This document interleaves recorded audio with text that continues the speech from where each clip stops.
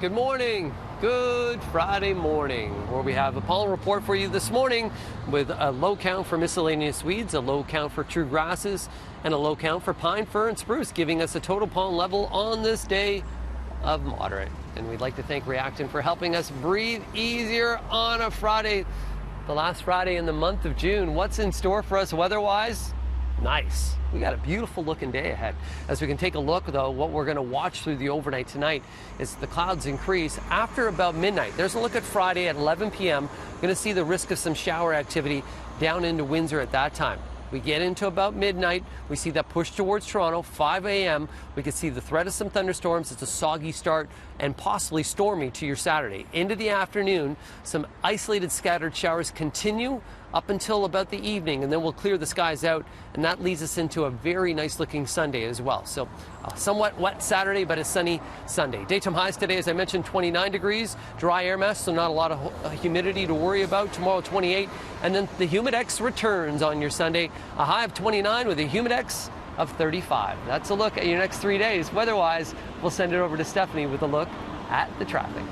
Thanks so much, Frankie. Yeah, I'm looking at the traffic this morning, and there's an issue outside of my view over on the southbound 410 ramp to Derry, a lane block because of a collision. And emergency crews, they are on the scene there right now. However, we're not looking at any volume delays moving by that area because it is Friday and things are so much lighter than usual, but we do still have some volume out there. So taking a look right now over at the eastbound 401, we are looking at a busy drive right now on the eastbound 401, anywhere from about, looks like Mississauga Road to Mavis, through Dixie and the Collectors.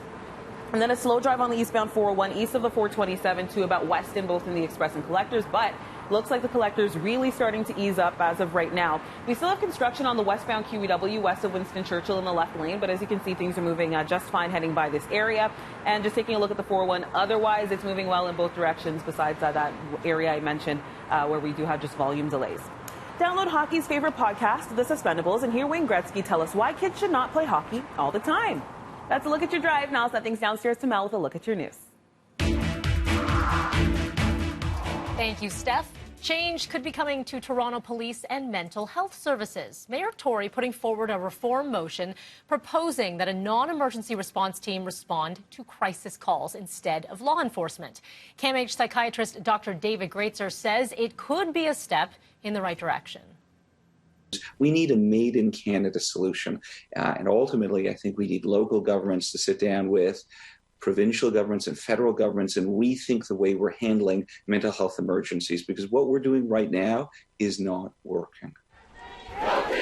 Mayor Tory also recommending further investment in supports for Black, Indigenous and marginalized communities, plus an examination of Toronto Police's budget. City Council will debate this motion on Monday.